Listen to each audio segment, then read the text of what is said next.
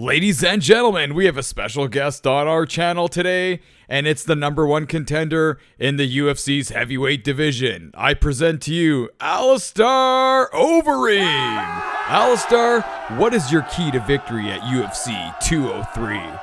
Well, Ricky, the key for me is eating. I eat horse beef. I eat it 8 times a day, and it's good for me. And I train, eat, sleep. That's what I do my full time. You're probably wondering, when do I go to the toilet?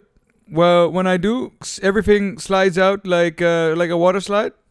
And when I'm done eating, I train again, and everything comes natural for me because of horse beef.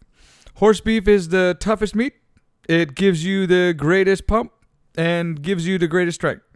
And it's everything to me. Everything from eating to sleeping, the #1 thing is the horse beef.